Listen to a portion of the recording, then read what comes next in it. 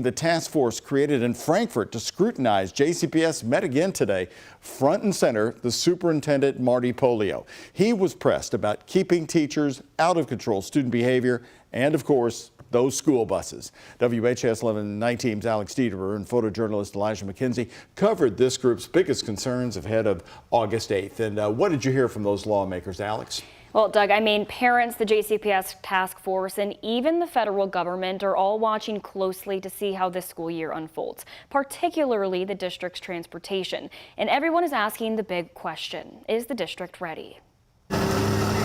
While students are getting ready to head back to the classroom, the JCPS task force is meeting in Frankfurt for the second time. Republicans and Democrats searching for common ground to improve the school district. From what we started last year with, we've made some significant progress. The transportation meltdown from last school year has been a driving factor in the legislators' push to form the task force. We're having to make tough decisions around who gets transported, and that's something we don't want to do, but what we've had to do. In his recent evaluation, the board outlined Marty Polio's shortfalls in identifying staff shortages as the root cause of the transportation crisis and his lack of effort to address teacher vacancies. Coming back from the pandemic and facing the shortages that we face in so many of our critical roles, we've been very assertive with identifying the need to increase our compensation for all of our staff. One other question came up about the bonus money given to teachers who will commit to teach in higher needs schools. How many teachers took advantage of that? Because, that's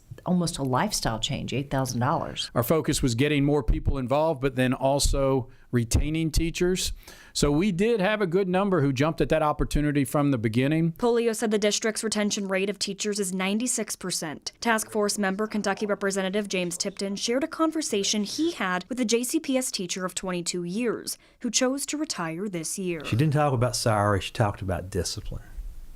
And I know that's a major issue. In the past 2 years, we have had a significant decline in the number of what we would call egregious behavior incidents. He was questioned about complaints of no discipline in the schools. One of my biggest challenges or frustrations that I have in my career is, on the one hand, I can be told we're under-disciplining students by not disciplining enough, while the next day I can be in a meeting with a federal group or even a state group who says we're over-disciplining students.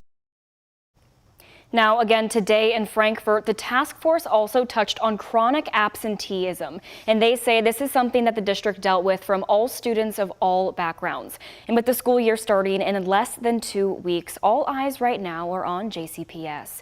In studio, Alex Dieterer, the WHS 1119 on your side.